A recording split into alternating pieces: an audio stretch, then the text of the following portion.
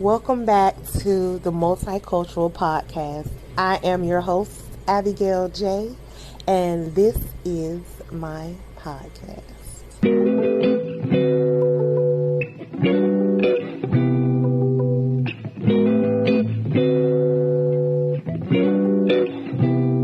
Hi guys, and welcome back to the Multicultural Podcast.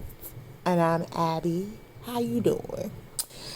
So, in my previous podcast, I ended my podcast with a question.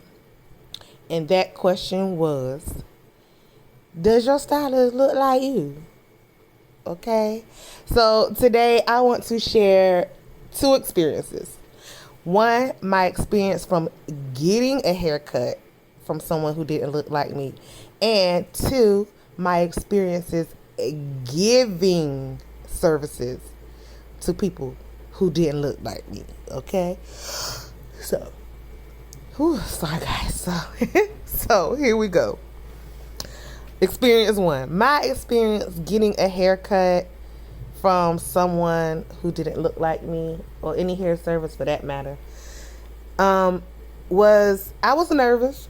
Okay, ain't gonna lie, I was nervous because I just had never experienced someone other than an African American doing anything to my hair. Okay, and so, but this day, the stylist who normally cut my hair, and it was a coworker, she wasn't available that day, and so the next person I asked was my salon leader. She was my salon leader at the time. Her name is Sarah. Hey, Sarah. And so I'm like, Sarah, I need a haircut. Like, help me out. So, and I've seen Sarah cut many different types of hair. And so I wasn't nervous about her cutting my hair. But it was my first time. So we sat down. She asked me an array of questions, like how did I like the taper, how high did I like my taper, because guys, I was wearing a short pixie cut, okay? That was my hairstyle of choice. And so she just asked me a lot of questions about how high I wanted my taper, how high I wanted my fade, how much shading that I want off, regular haircut stuff. So, those questions actually made me even more comfortable. Although I've seen her cut other hair, the questions made me more comfortable because it made me feel like she was listening to me and she focused on what I wanted and not what she was normally used to doing, So she cut my hair, and guys, it was great. She could cut some hair, okay? So I was able to style it how I normally styled it. The cut was perfect, and it was good. But had I been someone who never seen her cut hair before, would I be that comfortable sitting in the chair? And I'm gonna just be honest, I probably wouldn't, right? And that's just because I wasn't used to it. But what would make me comfortable if I were going to her for the first time or never seen her do anyone else's hair, I would just allow her to ask me any questions that any normal stylist would ask, during a consultation. It's all about the client and what they want. It's not about what you want the client to have. So long as I could have a good consultation, a thorough consultation, I felt like I still would let her do it. I still would have been nervous, but it would have happened. Like, I would have let her cut my hair, because you can't. As a stylist, I could fix it, but there was no need to fix it because she did it great. So, and the second experience is me being on the giving end, okay, of servicing someone who doesn't look like me. And man, oh man, it can be one of the most nerve-wracking things because their Caucasian hair is not like African American hair, and I'm sure we all know that. The hair is a little bit more limp, so the cutting techniques have to be different. You can't cut hair dry, but I prefer to cut Caucasian hair wet, unless it's a man's cut. I'm gonna have to clipper that cut first and then, wet it down just to get a more even, precise cut. See, that's the difference. That's the difference between cutting their hair and our hair. Ooh, did that sound crazy?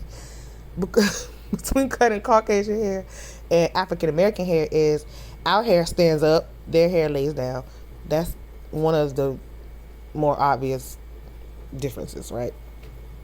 So you have to use different cutting techniques, and you have to ask, what is their outcome? What outcome do you want to receive?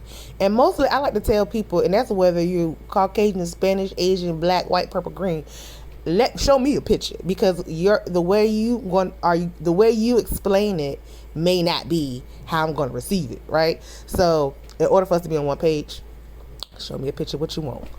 But it is difficult getting as an African American woman. It's difficult getting other ethnicities to sit in your chair. It's because, for one, they're not used to you cutting their hair, and I get it. Honestly, dearly, I do. But I want to get that stigma off of hair, because hair is not white, black, Asian, or Spanish. Hair is protein, okay? It's protein. So everybody got protein coming out of their scalp, out of their body, and that's what hair is. So, yeah. One of the things that I really love about being a multicultural stylist is that you don't get bored. You can do sew-ins, you could do cornrows, you could do ponytails, quick weaves until the sun come down, right? But is that all I want to learn how to do? I don't. I want to have fun. I want to have fun with hair. Hair is supposed to be fun, and so I want to have fun. I can't just have fun with one type of hair. So that's my thing. But let's get back on topic, okay? Let's get back on topic, because I'm going off the topic. But I will say that my first experience cutting hair, I'm going to tell you something too, because Caucasian people aren't as uptight about some of them. Not uptight about who does their hair. They just want their hair cut right. They want their hair colored right. They want right. And so they're actually, even though I know they're nervous because you can feel the energy, but they don't ever let you know that. Okay? Now they're going to watch you like a hawk, but they're not going to let you know. Now black folk, we different. We will be like, that ain't right. I don't like it the way my last lady. I ain't your last lady. Okay? I ain't the last person who ever did your hair. So anyway, but yeah, I say that, so I can say all in all, my experience of getting a haircut from a white woman was good, and my experience giving haircuts and hairstyles to other white people, it was actually a good experience, because they allowed me to be the stylist. Okay, they allowed me to be the stylist, and so even though it can be kind of it can be an ick. I would say always experience it. I would say that, because you never know what you're going to pull out of the hat. You just never know.